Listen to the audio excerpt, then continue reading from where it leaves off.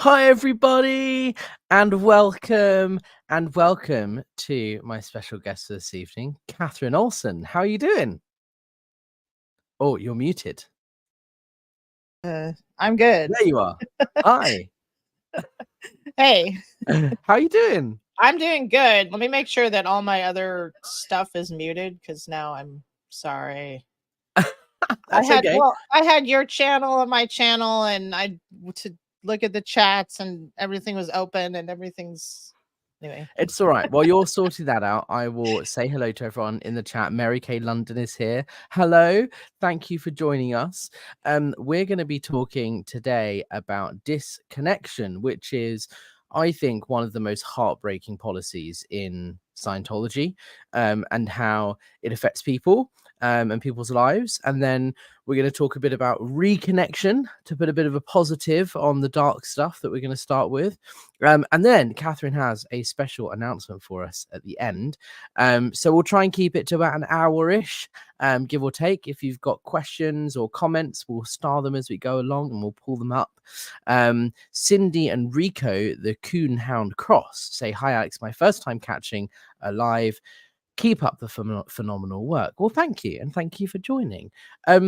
Katherine, you very much wanted to do this. This is definitely your stream. So take it away. Where do you want to start with the whole Well, policy of disconnection? I can start with I'll just reintroduce myself because I haven't been on for a while, and you probably have some new viewers. I have a channel. I don't know if anyone's actually watching on my channel yet. Hopefully, some people are.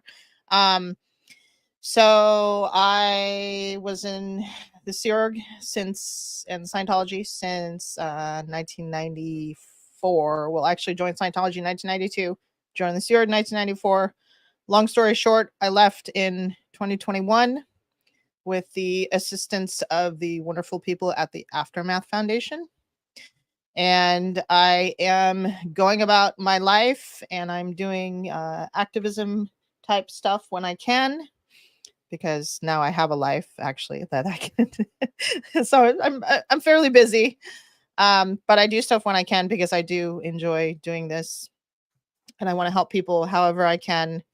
I also do some work for the Aftermath Foundation, so that's extremely fulfilling for me because I'm actually assisting people directly who are actually either trying to leave Scientology, just left Scientology, trying to get back on their feet after leaving Scientology or the Sea Org. And it's there's nothing like it. There's nothing like helping these people, especially for me and for anyone who's experienced it themselves and now they get to help someone else. It's pretty amazing. It's extremely rewarding, and that's one of the things that motivates me in what I'm doing is, I was in Div 6, so I was responsible for selling books, recruiting new people into Scientology, and there are definitely people who are still Scientologists today that I recruited. I'm responsible for that happening, and there are people, there's at least one person I know for sure is still on staff at London Org that is there because I initiated that conversation, told them that they should rejoin staff having left previously. Right. So there's an element of guilt attached to that, and wanting to make amends by speaking out and doing what I can. But ultimately, it feels good knowing that I'm doing something that is helpful in sharing people's stories and talking about things and helping people in their healing journey, wherever that may be, just because it's the right thing to do, taking accountability for the impact you've had, but ultimately trying to do what you can to make it right. And what the most rewarding part of the activism that I do is when I hear from people saying, "Thanks to you, I've considered and I've decided I'm not going to donate to the IES anymore," or, "I started watching your videos and realize I'm not alone. I suffered from a similar thing with my mental health," or, "just hearing this person's story made me realize that, there are similarities in people's trauma." And that's what's really rewarding. And that's what kind of motivates me, is not the numbers or the stats or anything like that. It's helping people, because that's what I thought I was doing when I joined Scientology. I thought I was helping people. Exactly. Now I'm actually Exactly. helping people. Same here. Same Yeah. here. For all those years, I truly felt like I was helping the whole planet. by being in Scientology. And that's quite a powerful feeling to Yeah. feel like you're helping the entire planet by what you're doing. Yeah. And every job in a Scientology org is helping the planet, is what you're told. You know, even if you're cleaning the toilets, you're doing so in a way that's helping the planet because you're doing Right. it for Scientology and not for a business or whatever. Like, you are Yeah. told that what you're doing is helpful towards a greater cause. Right. And obviously, we both know now that we weren't helping people, and that was a lie. But what we're doing now is actually helping people, Right. and it feels great.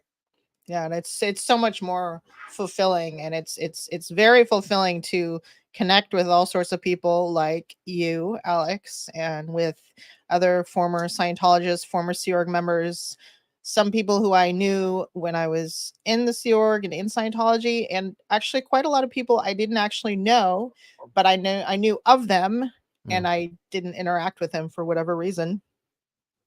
And then meeting them when we're both out is pretty amazing. I met, I actually Rachel Hastings is one of those. I knew her. We knew each other when we were both in the Sea Org and we were both in LA. And I knew her and I respected her. I thought she was just the coolest person because she you know, she got to be in Scientology media productions, Mm. and she got to go all over the world and take and do all this, you know, shooting of all this stuff. I used to want to be on the shoot crew doing, you know, Yeah. cinematography type stuff. So when I met her, I was like, "Oh, you're so lucky." And then I left, and then when I heard she left, I was like, "Oh my god, Rachel's out. Wow." And it was really amazing talking to her after we both been out. And we hadn't, the last time we'd spoken, we were both in the Sea Org and the Scientologists. And then the next time we talked, we were both out. It was it's I don't know how to describe it. Yeah. It was a really weird feeling. I can imagine. Well, disconnection, I think, is an important topic, and I think a good place to start is what your first understanding or experience was with disconnection. Oh, So, for oh example, yeah. for me, when I Yeah. joined Scientology, I'd heard some stuff about disconnection and ripping families apart. So when I went in, I said, "What's this about Scientology disconnecting families and, you know, ripping families apart and telling people not to speak to their parents or their children or whatever? Like, what's this about?" And the answer I was given was, "It's been misunderstood. There is a policy of disconnection, but it's always the person's choice." And I was in school at the time. So the way they tried to make it relatable is, I was told that, say you're in school and there's someone bullying you, and you naturally wouldn't want to spend time with that person because they're bullying you, they're mean to you. So at lunchtimes you wouldn't sit with them, you wouldn't go and hang out with them after school, you wouldn't message them and be friends with them, you would distance yourself from them. Right. Disconnection is like a formal way of doing that.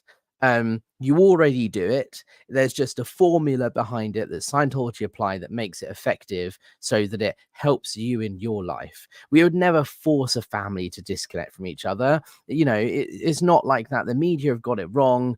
You know, it's always the person's choice. And it's something that most people do in their everyday life anyway, normally, without realizing that that's what they're doing.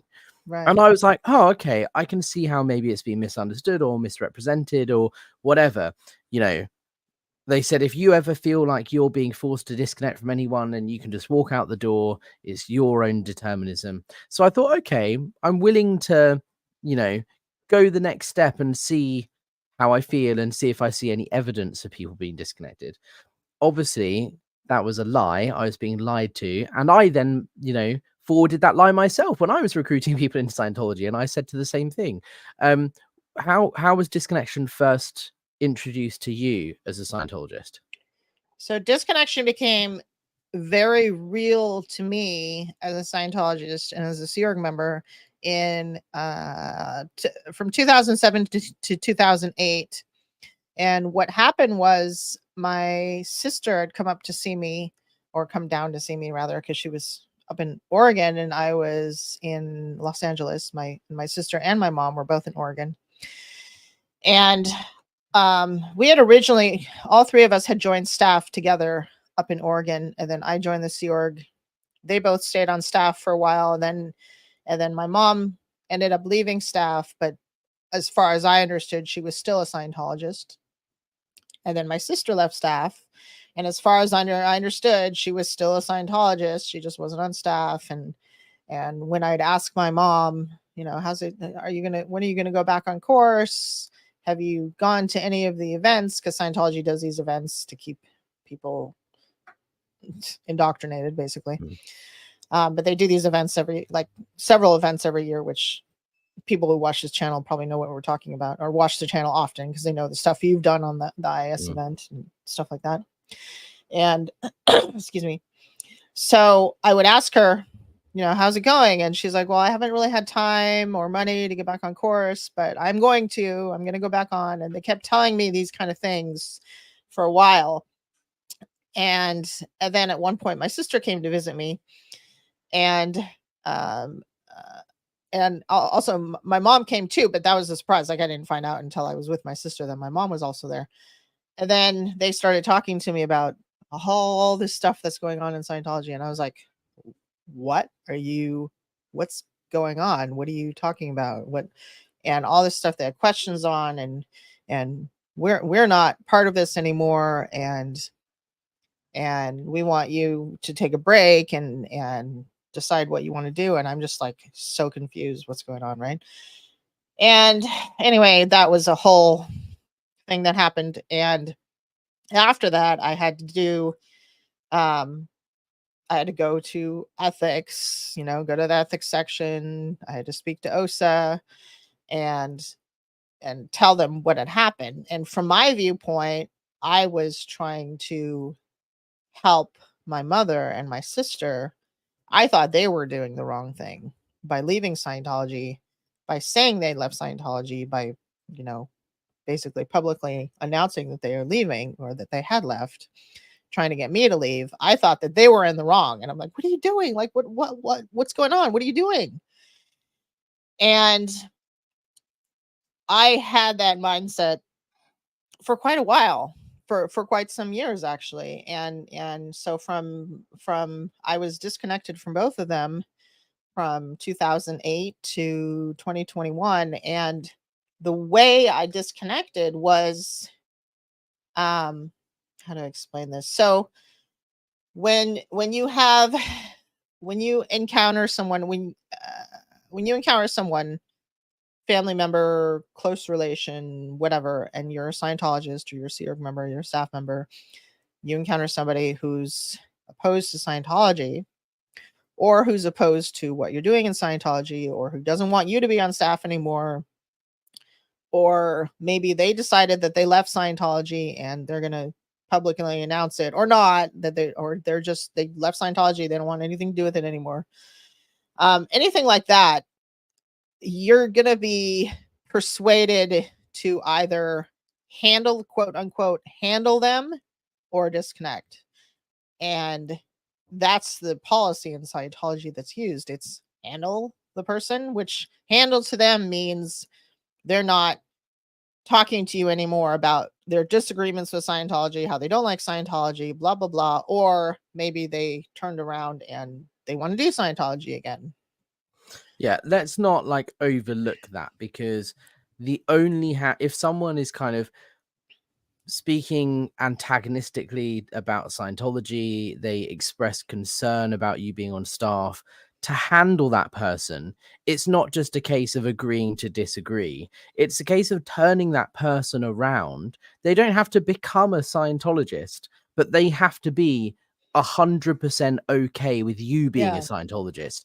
And that often means manipulating them or completely changing their mind, doing a 180 U-turn, and maneuvering their beliefs so that they're not in conflict with yours, which is a horrible thing to do. You're trying to change someone's mind on something that they might not want to change their mind on. And quite often, handlings can only go so far, and you end up in a position where the church says to you, well, if you can't handle it, you have to disconnect.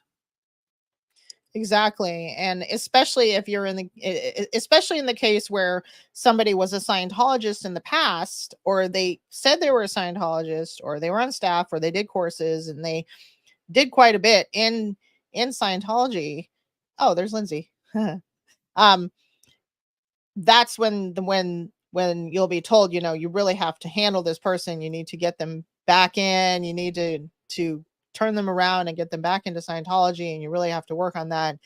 And it's not just a matter of, oh, okay, well, just don't talk about it, or whatever the case may be. Like in my case, my sister was actually in the DSA office, in the OSA office in Portland for some years. She worked in public relations.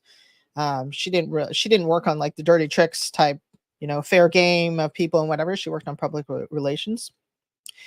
But she was in the OSA office, and my mom was on staff for many years. And so it wasn't just a matter of, oh, well, they don't want to be in Scientology anymore. Okay, well, that's okay. Just make sure they don't give you a hard time about it. It wasn't that. It was no, you need, like, what are you, like, it was put to me like, what are you going to do to handle this? How do you want to handle this? And the way it was done, I don't know. I can't speak to other people's experiences. Everyone has a different experience with HCO, which is human resources, and who handles this type of stuff. Everyone has a different experience with various OSA staff who also work on handling this kind of thing that comes up with staff and Scientologists and stuff. So I can only speak to my own experience. And I was not, the word disconnection and the term disconnection was actually not used to me directly in the course of my handling, quote unquote. But I was put under enormous pressure, enormous strain to do something about this. Like, you need to do something about this. You need to handle this. You need to handle them. What do you want to do? Okay, you're going to go in session and you're going to get auditing. You better be sessionable. You like, it was all put on me. Like, what do you want to do to handle them? Right. And I remember at one point I said to somebody, I said, when am I going to be able to make up my own mind about this? Because I didn't feel like I was making up my own mind about it, the way I was being treated and the policies I was being shown. And because all this stuff you get, you have to read this stuff from Hubbard on disconnection and all this type of stuff. And the way it's shown to you is like, you don't have a choice. Like, you better do this or else. Even if that's not told to you directly, you better do this or else. So yeah, I remember saying, when am I going to be able to make my own mind about this? And I was kind of frustrated. And I was with somebody from OSA when I said that. And she was like, excuse me? And then I was like, whoa, okay. I didn't mean that. I would take it back. Yeah, I'm like, no, okay, that's not really what I meant. She was like, excuse me? Like, what are you saying? Not and because it wasn't, because I didn't get the idea of that. It was like, oh, excuse me, you're not going to be able to you're not going to be able to make up your own mind about it. It was like, excuse me, like, you are making up your own mind about it. You are making up, like, such insidious, disgusting form of gaslighting. Like, what are you talking about? You are making up your own mind. Yeah. This is you're making your own decision. And you're not. Because I knew even at that point, I knew if I would have said, no, I don't want to disconnect, I want to go and be with my family or whatever, it would have been a pretty rough road for me after that. Like, I probably would have been able to leave, but it would have been really rough. I would have had a lot of confessionals, a lot of interrogation. I actually did not receive a direct interrogation, like the confessional security check. I actually did not receive one of those as part of this whole process, right? because unfortunately, I was so on board with trying to handle my mom and trying to handle my sister, because I was convinced that Scientology was the answer to everything. And Scientology was the right thing to do. Handle it with Scientology. I was so convinced.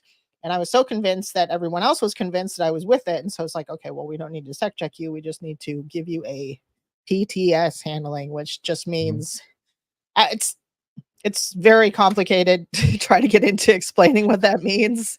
Just means, you know, you're a potential trouble source. You are connected to a suppressive person, an enemy of the church. So there's a way of handling that rather than putting you in interrogations, you know, with sec checks. Yeah. I had a very similar experience with my family, because one of the questions that has been thrown out there in the ether by different people that no one's ever actually asked me personally about was the first time I got kicked out, why it was the director of special affairs that told me I couldn't go to the IES event rather than ethics.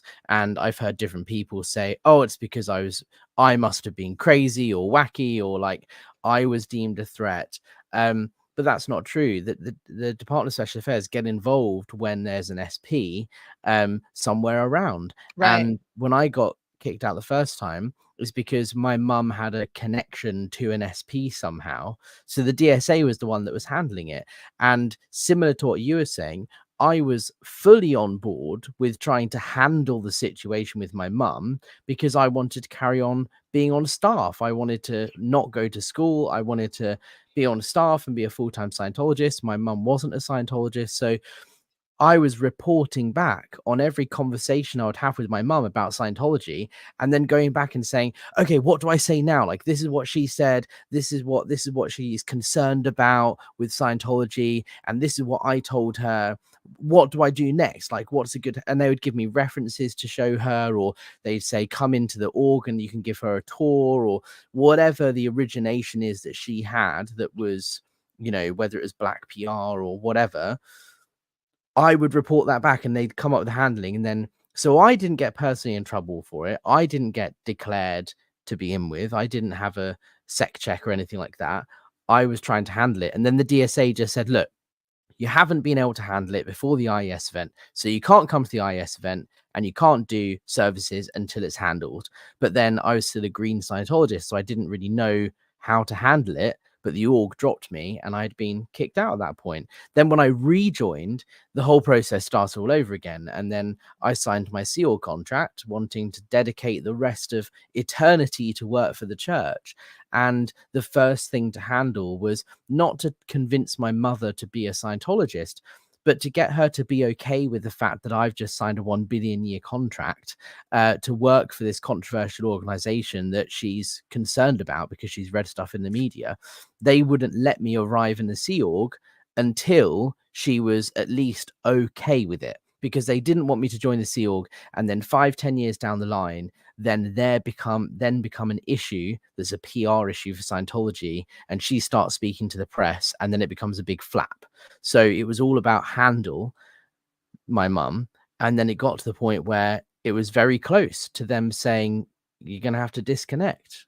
It was horrible because they made it feel like I was the one doing the handling and it was my choice. But no, my choice would have been just to let my mum not be okay with me doing Scientology and join the Sea Org, and it would have been all fine. She wasn't a threat.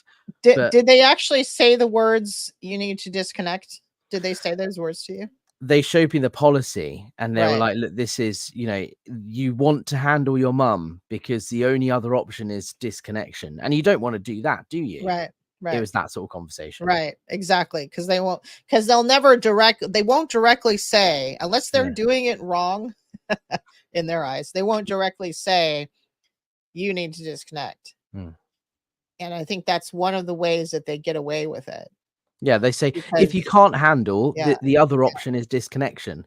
They'll never say you have to disconnect. They'll say, right. well, if this is the other option is disconnection, to kind of make it a little bit less personal and separate, you know, Right. the personality and humanity from it. Right. And then if you don't disconnect, you will be disconnected from the organization. Yeah.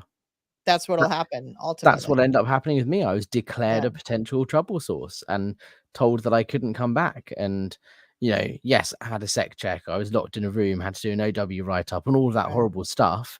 But the result was you haven't been able to handle your upset and your issues. So fuck off, basically. Right. And that was heartbreaking to someone who was at that time still a Scientologist.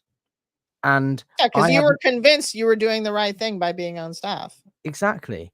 And that just I can only imagine how much harder that would have been for someone who did disconnect from their family, like yourself, right? Like Yeah. the heartbreak and the trauma that I've got attached to my experience is terrible.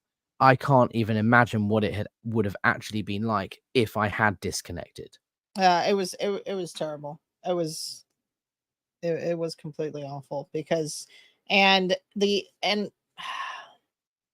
at the time I felt awful because because I was disconnected from her, but also I felt awful for her because in my eyes I was like, well, now you can't be in Scientology, you can't do Scientology. Or you're not going to do Scientology, you're not going to go up the bridge, you're not going to make it to clear and operating Thetan and all this stuff that you believed in. And that was at the time, that was one of the most upsetting things to me.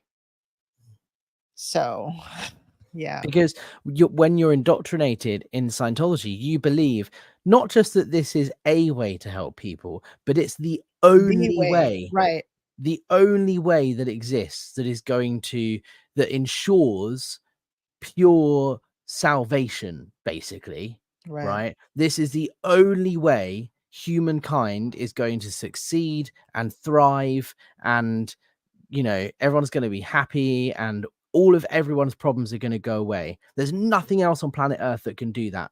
Only Scientology. So when you have to disconnect from someone who was a Scientologist, there's an element of thinking, shit, they're not going to be helped, which is even more heartbreaking, right. right?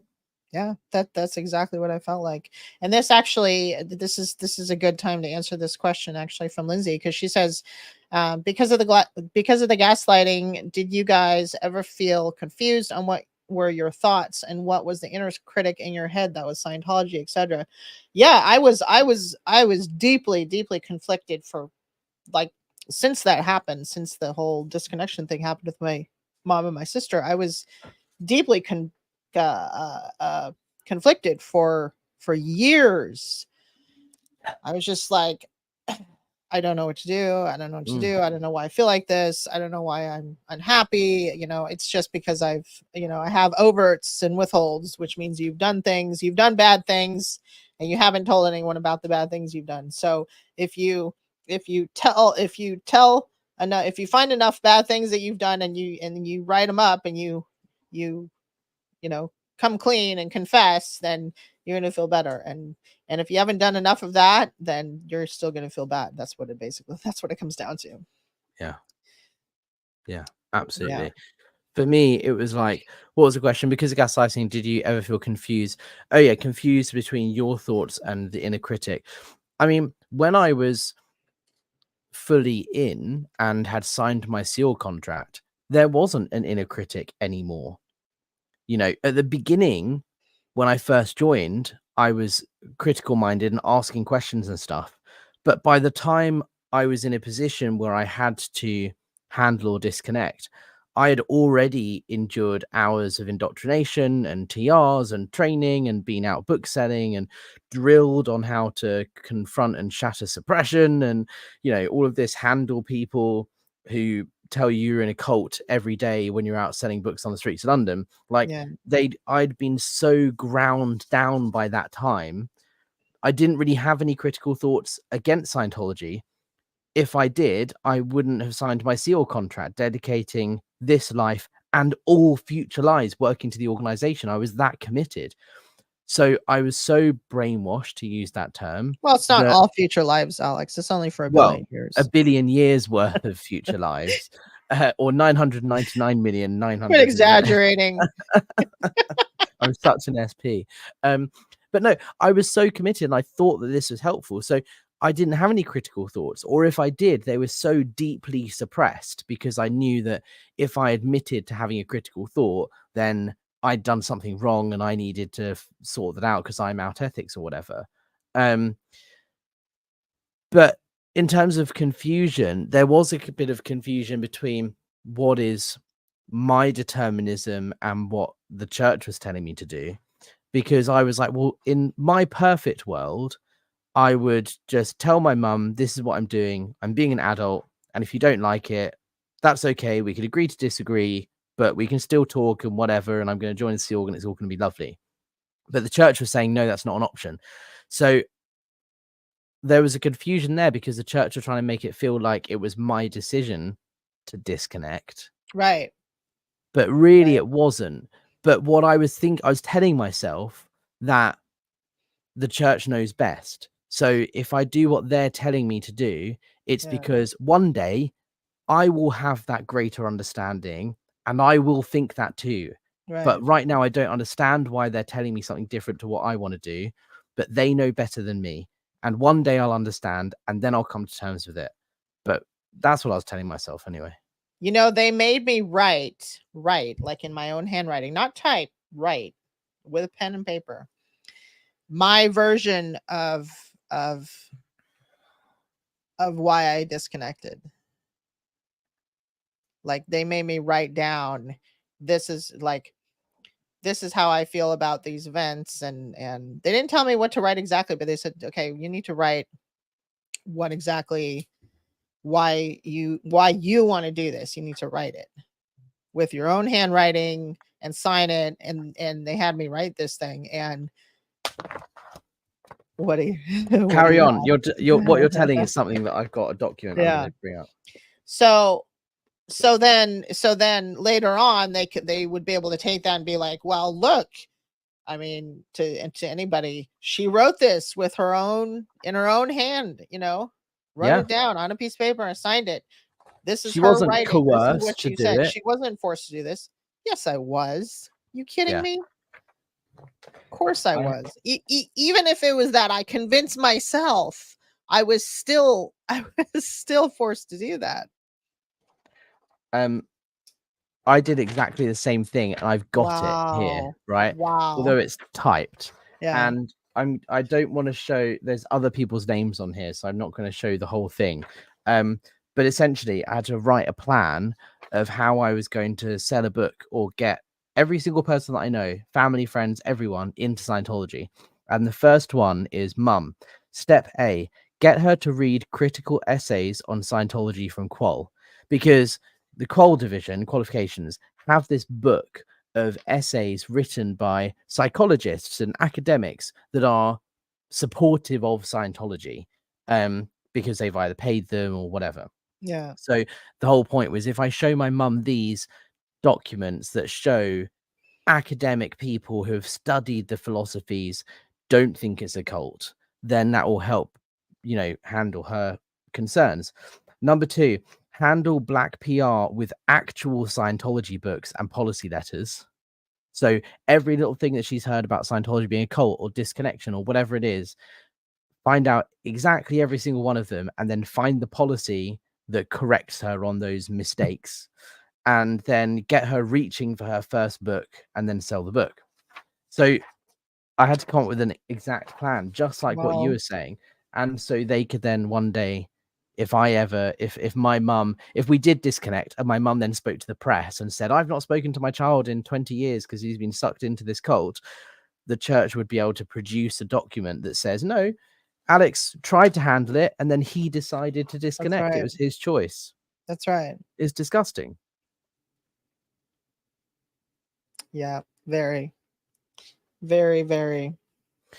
Do you think, with your experience, because your mum was a Scientologist, so she and your sister, so she knew and understood the disconnection policy, like, did they respect it and not try and talk to you, or did they, like, how did that I go mean, down?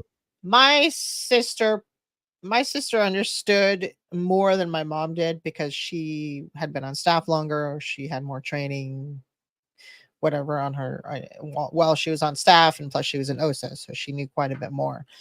So she understood it a lot more than my mom did. My mom was more able to discard all the Scientology crap, because luckily she didn't do that many courses in Scientology. She did a few, but she was like, she wasn't a super fast student, which was good.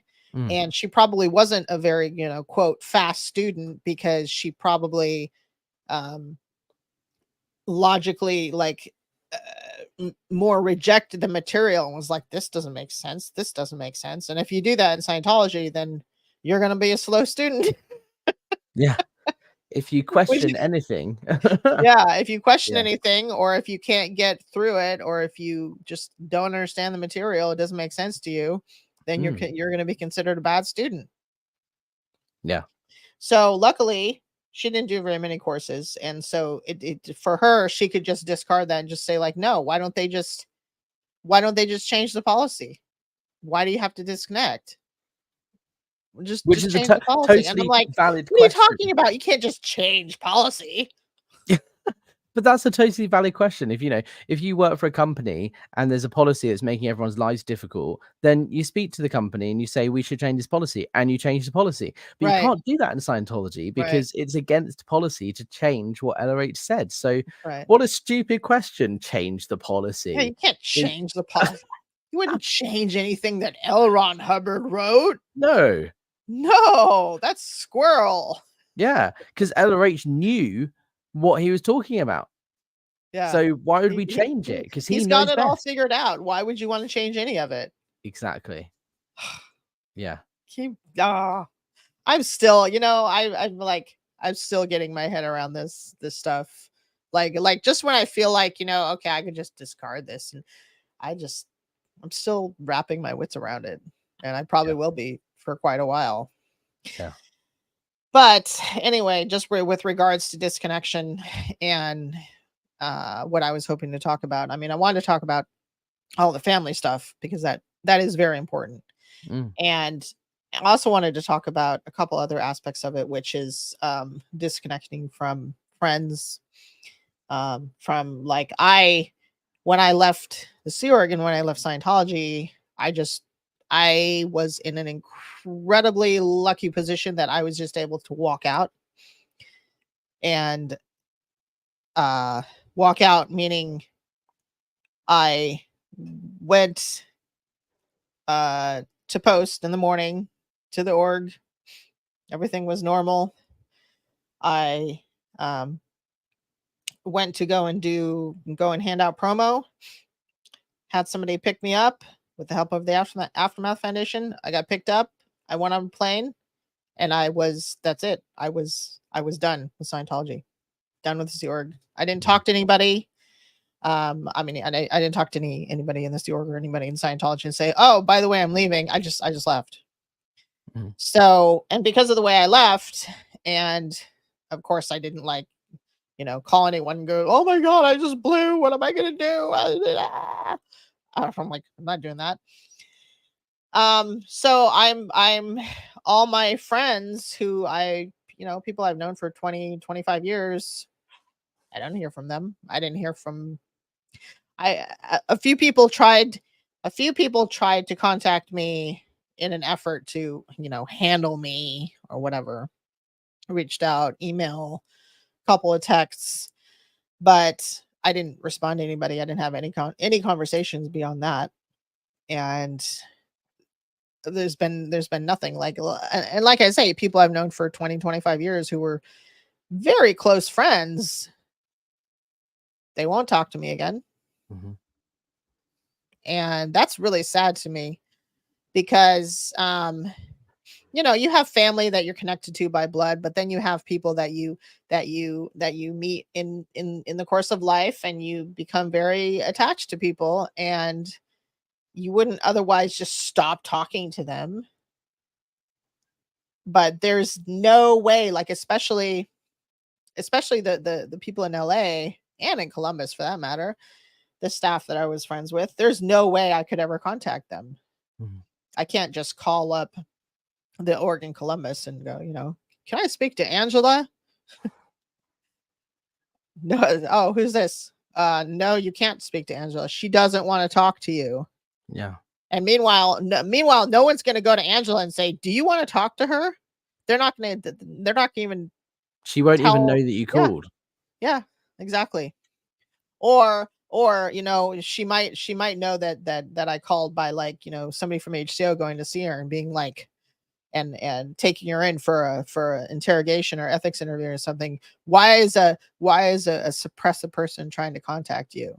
She could get in trouble for that. Isn't that amazing? Yeah. Like, if I started, like, I have all kinds of ideas on how I want to reach people and try to help them, and try to help them see that there is a way they can leave and have a life. And that's my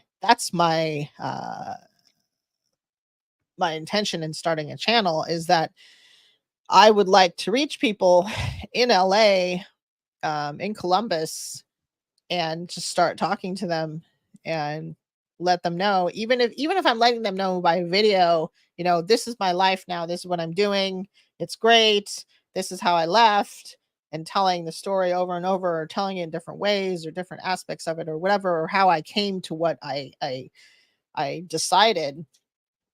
I think that I could help a lot of people make the same decision that I made, because I wasn't a I don't know what the word is in non-Scientologies, but I wasn't uh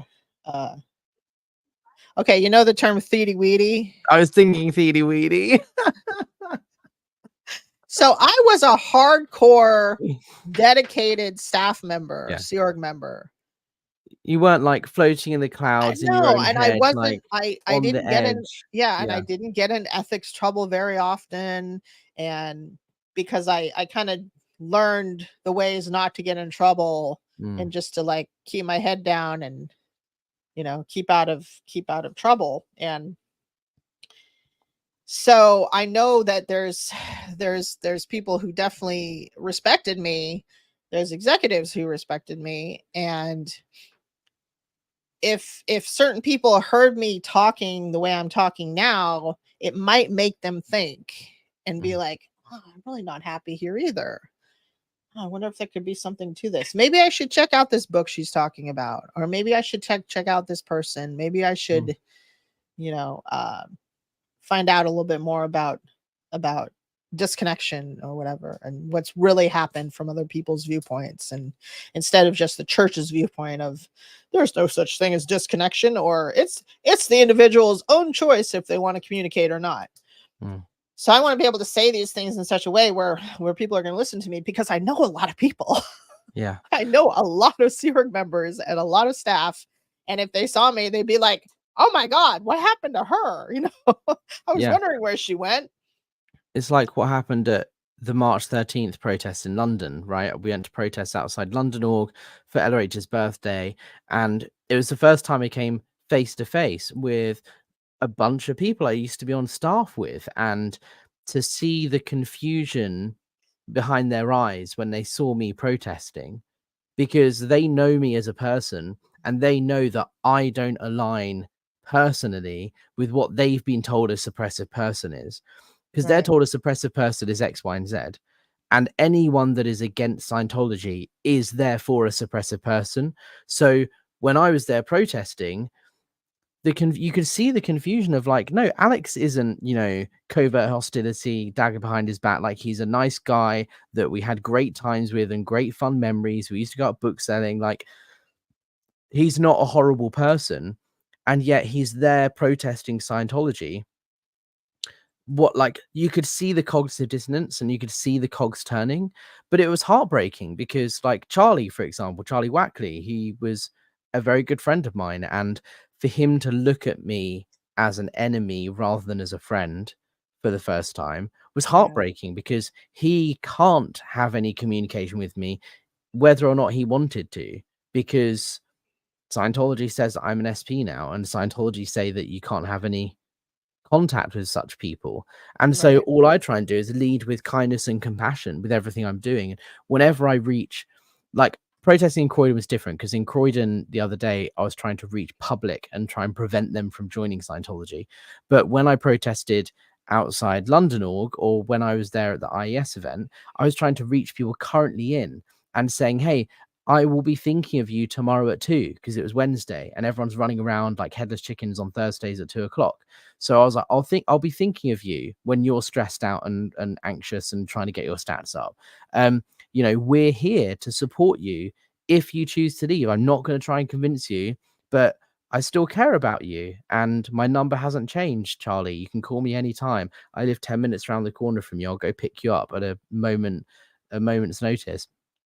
That message, I think, resonates with people in Scientology because it shows that you're caring and you're not covertly hostile, but still both sides are victims of disconnection.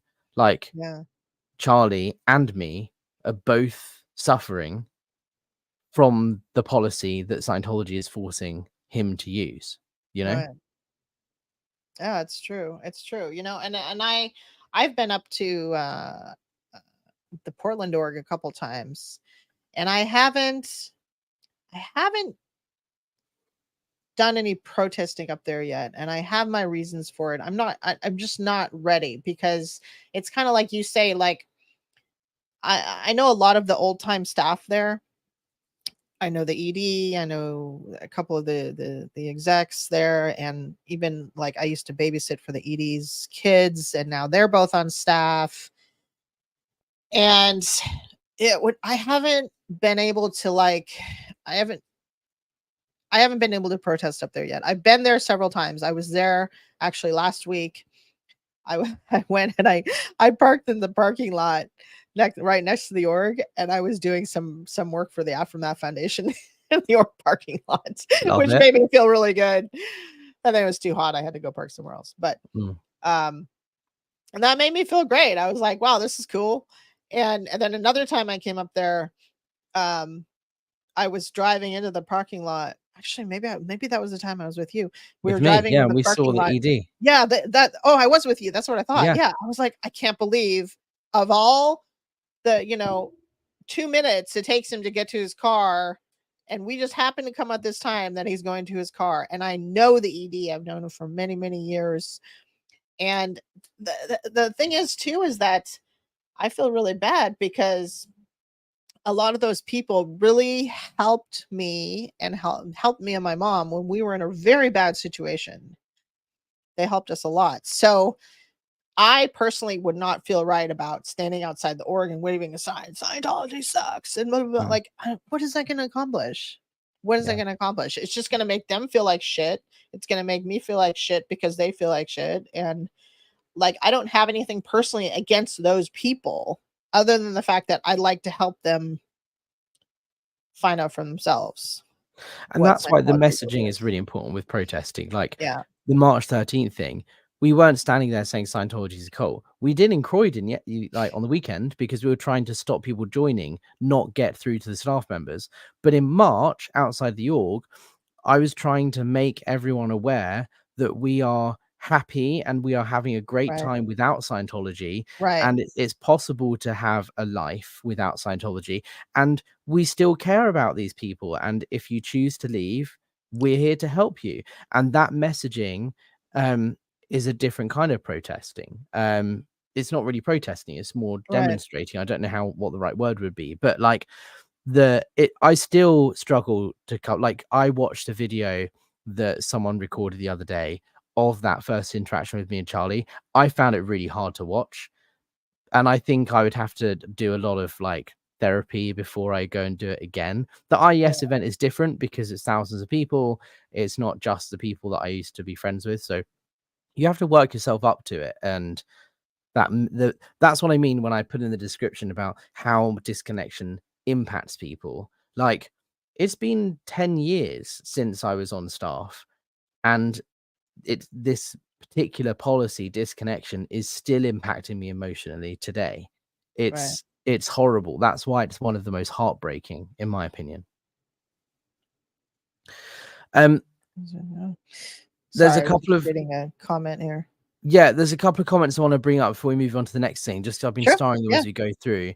Bear's mum said, "Yes, two great people. Hello, everybody. Your pictures are amazing, Catherine." Which Oh.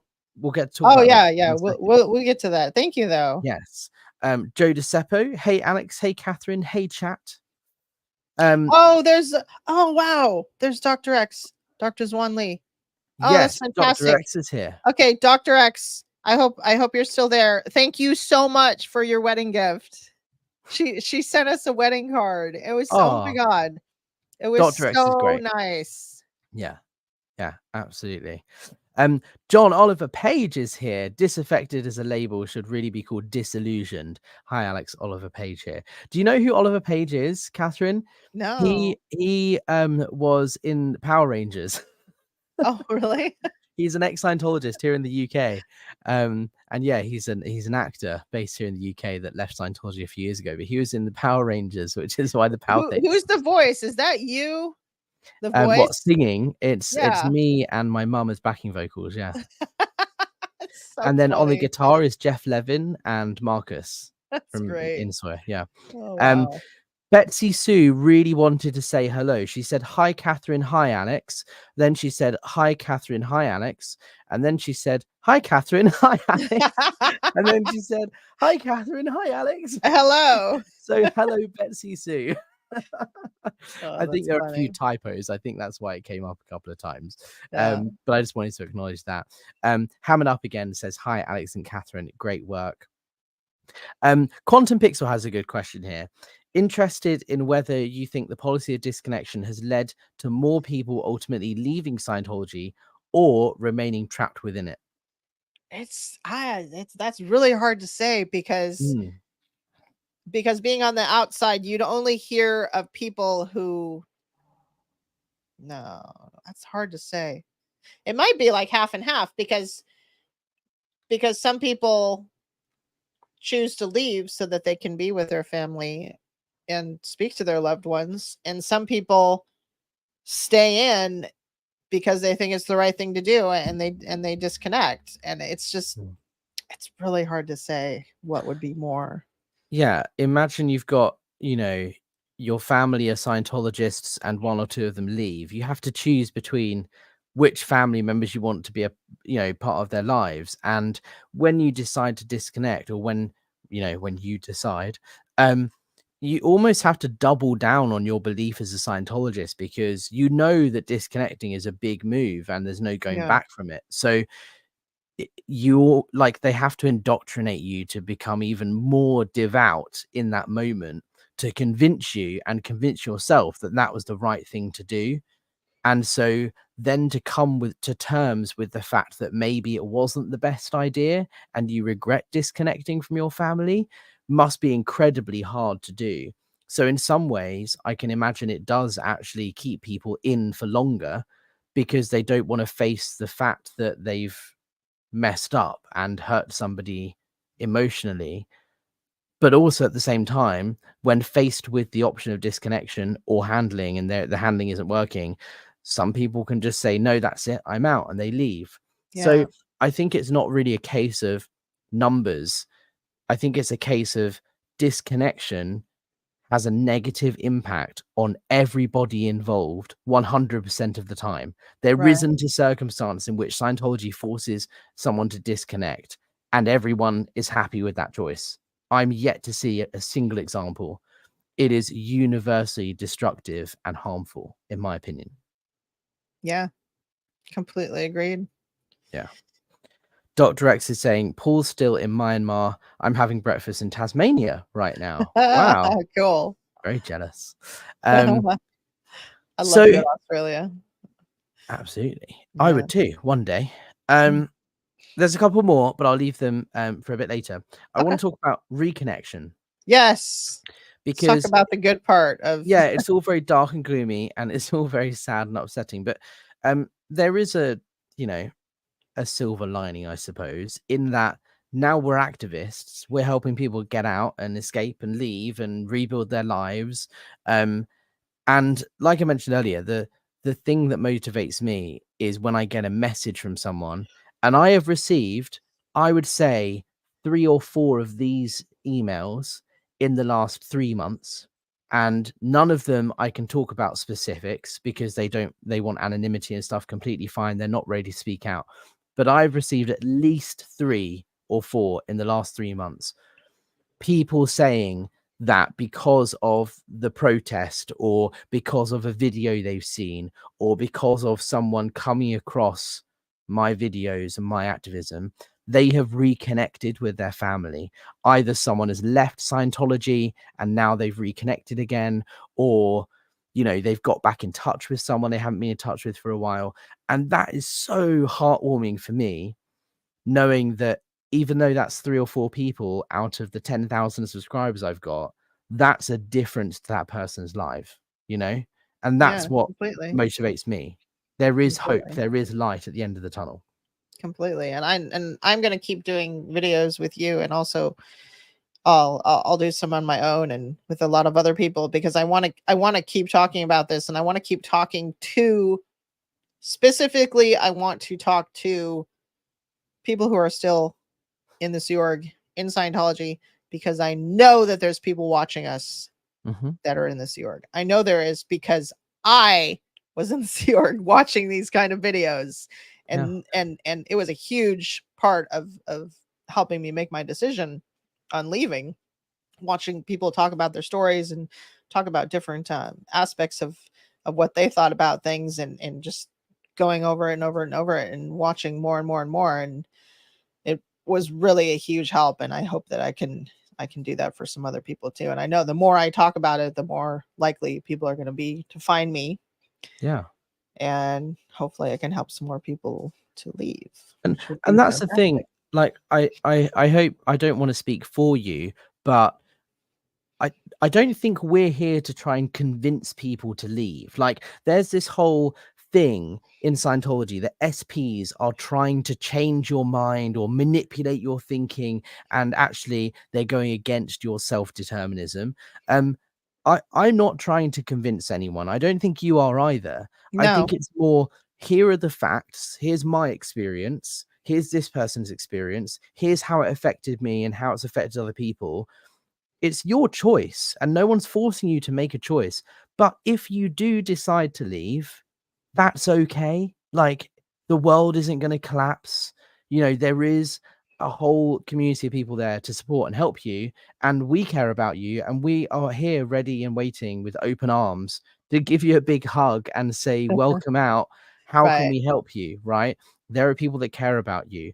And if you decide to leave, you don't have to immediately get back in touch with all the family members you've disconnected from. That might be too daunting, right? The first thing is just getting yourself sorted Yeah. and making sure you're safe and That you're was okay. even daunting for me at first, Yeah. because I hadn't spoken to them in 12 years. I hadn't spoken to my mom, my sister in 12 years. I'm like, I'm not ready yet. I need to land, and I need to get some stability myself, and then we can talk. Because I mean, it was on both sides, but I felt really bad for being disconnected from them and disconnecting from them, and they felt really bad because they missed me. And and there's more history back of that, back of Scientology and before Scientology and whatever, and things to always sort out in relationships. So it was kind of daunting for me at first to just, I am back. But it's gotten better and better. It's gotten better and better, and our there's no relationship is rush. just improving. Like, you do Our it in your relationship is own. doing nothing but improving. Yeah, and you do it in your own time, at your own pace. There's no one there saying, okay, now you've been out for 24 hours, you need to post a video on YouTube and come out and publicly attack Scientology and reconnect with your family and blah blah blah. No, it's no, you are in control of your own life, and Just you breathe. just need to breathe for a minute, right? Yeah, exactly. Yeah. Mentioned Marcus earlier. He's actually here in the chat. Hi, dude. Thanks for joining. Oh, that's Marcus. Marcus. Yeah, Sawyer, who did the guitar I along was with wondering Jeff who In Levin Theta in was. Power Thetans. Yes, I like good that. buddy of In mine. Theta. Okay, so there's some more questions here. Nisa said, question, did L. Ron Hubbard have a sibling? Because I read somewhere on the internet that he said he was an only child. Did he lie about that and was disconnected from them? I don't think he has or had a brother or sister, did he? I don't think so. Not that I'm aware of. No, I don't think he did. But then again, Who knows? who knows? I could be going off what Scientology told me. Yeah. I kind of lost interest in finding more out about all the details of L. Ron Hubbard's life. I'm like, okay, I know enough of the truth now, and I don't really care anymore. I really Yeah. don't care.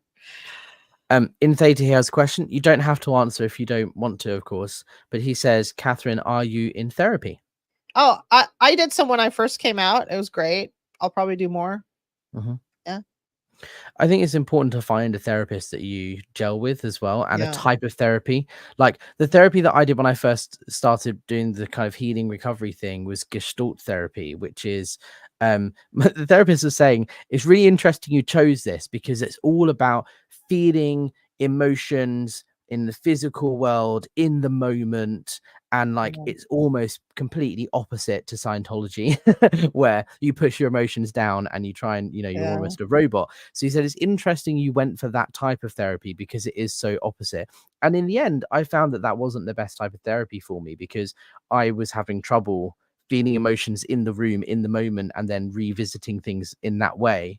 Um, so it's important to find a therapist that you like and a type of Totally. therapy. Yeah, Yeah. I lucked out. I spoke to I the therapist I first connected with was someone who's helped a lot of former Sea Org members, former Mm, Scientologists, Rachel Bernstein. She's fantastic. So I did some sessions with her, and it was great. I really enjoyed it. I got a lot out of it. And like I said, I'll probably do more. And right now, I really feel like the best therapy for me is just having a life mhm, and living my life and doing things, normal things in my life. It's just like there's so much to do. Like I'm always busy. There's always things to do that I enjoy doing. So mhm. that's enough for me right now. And that brings us, I want to pause on that point because that brings us to the last thing we wanted to talk about, but I want to just get through some of the starred ones first. Oh, and I So want to I want to take up this other thing on the website. yes, yeah. So The hold that thought before I just want to get through these starred comments here before we move on to a different almost topic. Sneakishly LKE here says, I'm so sorry disconnection has been so hard for you both. It's why I will always be proud to have walked with you at the IES event. Well, thank you. Thank you for walking with me and supporting me. And hopefully we'll That's see great. you at the Yeah. next one in October. Date TBC. Educon says, it is tough and difficult to accept. I've seen children turn on their parents also. It's tragic for everyone affected. That's a message that I really want to get across, is that nobody benefits from disconnection, Yeah. right? On Yeah. either side, no matter what Scientology tell you, they're going to try and make you think like it's the best thing to do for humanity, but you're going to be upset or annoyed or not be happy with it. The person you're disconnected from is not going to benefit. The only people that benefit Our is the Church of Scientology. Scientology. Yeah. That's why they have the policy. If the disconnection policy didn't exist, Scientology would probably it would fold so fast. Hmm. I Yeah. just think of so many ways that getting rid of that policy would ultimately get rid of Scientology. Yeah. I 100% agree. Peter Anderson here says, Mindy Willens, an LA protester, is in Portland. She's gone to the Portland org and had lunch with Jefferson Hawkins just before this live. Someone that Catherine could reach out to. Yeah, possibly. Yeah, absolutely. Jeff Hawkins, you talk a lot about his book and how wonderful his book Oh is, yeah, right? Jeff's books are great. I'm gonna do videos about his books. Mhm. They're so good, especially the one that breaks down the whole ethics technology. Yeah. It's so important. Anyway. And hello to Daniel Chamberlain and Neville, who is here as well. Thank you for joining. Before we move on to the last thing, anyone watching this, go and show Catherine some love. She's got her own channel. There's a link down in the description to subscribe to Catherine's channel, which is what brings us on to the Oh wait, special wait, wait, wait. announcement we've got, right? Wait. Sorry. Yeah. The shunning. Oh, Stop mandated yes. shutting. Okay, so this is the other reason I want to talk about this on this live stream, which is that some people reached out to me and they're part of a group that's called Stop Mandated Shunning. And they're ex JW Jehovah Witnesses, and there's other people who are a part of this too. And they're working to compile stories and testimonials and things from from people who have been the victims of mandated shunning, disconnection. And I'm going to absolutely provide my story. If any of those people who I spoke to a couple weeks ago are watching this, I definitely will provide my story. Don't worry. Sorry that I'm taking a little bit longer than I wanted to. But I spoke with some people I spoke to on this website. There's a Richard Kelly. I spoke to him, and I spoke to another gentleman. His name is John. I forget his last name. And like I said, they're looking for those kind of stories. So if anyone who's watching this stream wants to contribute to this, they should go to this website. They can go to the contact button on this website, and they can either contact these people directly, or you can write to me and I'll contact them and give your information or get you connected up with them. It's a very good cause, and they've helped on some very important litigation in I believe it was Norway, where the judge used data from this website and from these people to actually make a very important ruling having to do with mandated shunning. And I'm sorry, I don't recall now what exactly it was. I can find that if anyone's interested in finding out more about that. Mm-hmm. But it's really really important to make people aware of this, and to set like they say on their website, join our global campaign to set legal precedents against mandated shunning as a violation of human rights, and to expose the harm of organized ostracism. So I just want to put in a plug for that. Absolutely. And it's important that Scientology or ex-Scientologists are involved in that conversation, because I can see it already. I can see the legislation passing and it being illegal to force somebody to disconnect. But all Scientology will do is say, well, we don't force anyone. It's their own personal choice. And so it's important that ex-Scientologists are involved in this research now, so that they can help affect and shape the legislature before it takes place, so that it can capture Scientology as one of the groups that would have to comply. Because mandated shunning, mandated disconnection, forced disconnection is something that Scientology on paper can say they don't do, because they get you to write pieces of paper that confess to it being your decision. So it's about the coercive control techniques that are used to make you disconnect that needs to be outlawed. And the only way that legislation is going to be shaped is with the input of people like you, me, and the people watching. And as far as I'm aware, you don't have to be British. It's the University of Roehampton, which is a London-based university, but it's anybody who's been affected by it, as far as I'm aware. It's not just British people. So if you're watching this and you've had to deal with disconnection, there's a link in the description. Please take part in the study. That's right. And they want stories from all over the world as well. Yes. Yeah. Yeah. Okay, Danielle cool. said, yeah, right choice, with one hand and shackled hand behind one's back. Exactly. Yeah. Like, that's the thing. They say, well, you know, you don't have to disconnect from your family, but if you don't, then you won't be able to progress up the ridge, or you won't be qualified for the Sea Org anymore. And it's like, well, you don't really have a choice then, because you know, your hand is being given to you. So it's coercive in its nature. So take part in the survey if you can. Great. Good news announcement time. Okay. So good news announcement time. Okay. So take it away, Catherine. Okay. So part of me launching my channel officially and all this stuff is that I've started my own small business as a photographer, and I'm now registered as a small business. And that's so exciting. Isn't that cool? And it's called okay, so we're registered as, let me just explain this a little bit. Our business is registered, and I say our because it's me and my husband John. We're registered as Orange Quack Productions. Love it. Isn't that great? Love it. Because he does video editing and he also does voiceover, and I do photography. So we wanted it, an abrasive studio that includes all of our work. So then I will be doing business as Rose Waterhouse Photography. Rose is my middle name.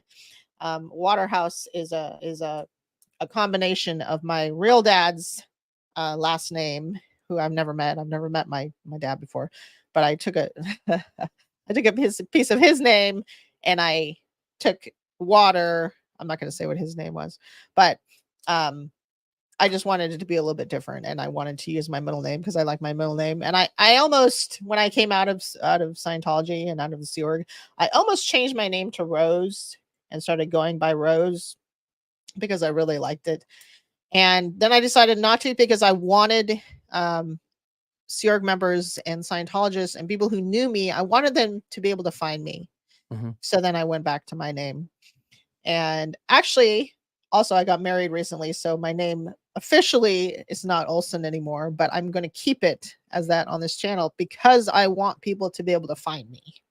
So, Great idea. so I have love like 3 names. I love it. It's a really great idea. And congrats on the Thank wedding and the you. business. Yeah. This is the screen I was just showing. There's a link down below. This is your Etsy shop where you're Yes. selling prints and such of your photography, right? Yes, and I've taken about 10,000 photos since 2020. I Mid don't know why it's 2020. in Norwegian kroner, but still, these are your pictures. That's really funny. Yeah, it's weird. But these are your pictures, right? Yeah. And you can buy them in different sort of canvas Yeah, sizes and this is all, there's all different sizes. There's all different photos on here. I don't have everything in here that I've done, especially a lot of the recent stuff is not in here yet. It will be. I would really like people to visit my shop, even if you're not specifically looking to buy prints or buy photos or whatever. I would really like, visit my shop. Please go to my links. I'll have all my links on the video, my Facebook page and everything, because I'm really trying to get out there, and I'm using this to tell my story, not just my Scientology story, but my story as an individual, as an artist, and with the descriptions of my photos and like how I came to be in certain places and stuff. I'm really just trying to tell my story and share my image of the world, my concept, and how I see the world. I just want to share that with people because I love doing it. and they're beautiful images. I've been just scrolling through. Look, there's Thank pages and you. pages of them. And the beauty of Etsy is it can ship anywhere in the world, right? Right. Yeah.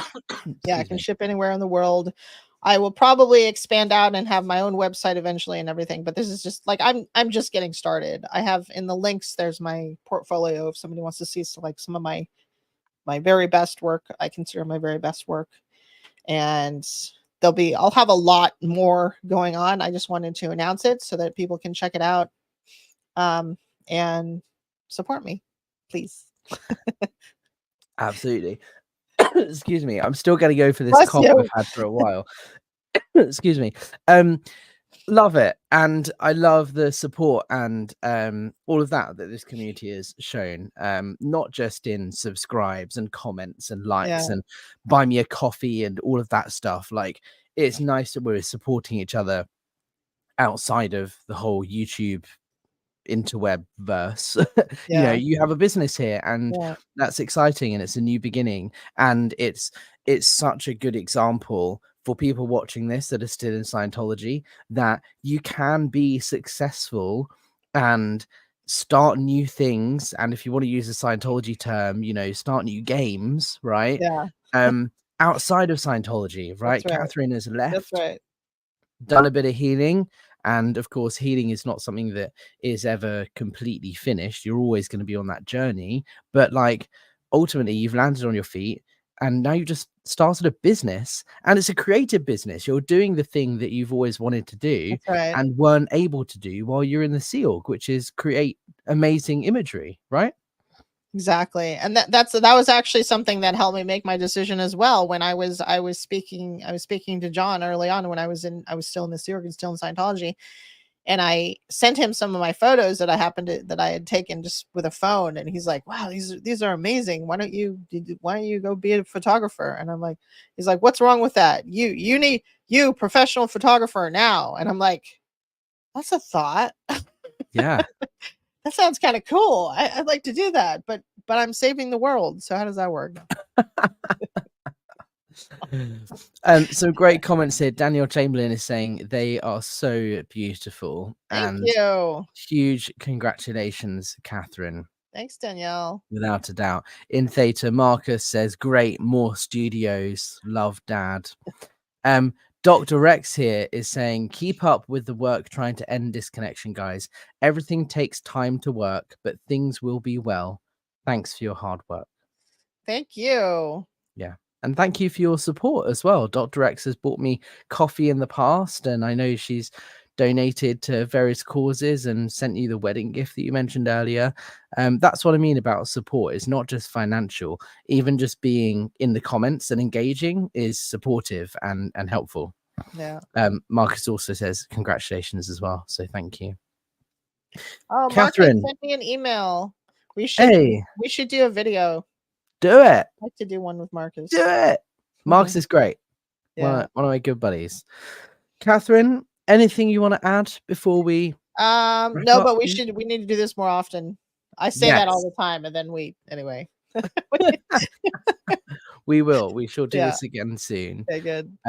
Thank you so much for joining me, Catherine. And thank you, Alex, and thank you, everybody. Absolutely. Everyone watching this, go and show Catherine some love with a subscribe down below to her channel, and buy some photography from her Etsy store, from her new photography business, and reach out to us, right? Like, if you are watching this and you might not want to talk publicly about your experience in Scientology, that's okay. Like, if you just want to talk to someone who's been through something similar, like, you can email me on hello@apostatealex.com, or Catherine's got her contact details, or I can put you in touch with her. Just like, get in touch and speak to us. We're happy to help and just discuss things in any way that we can.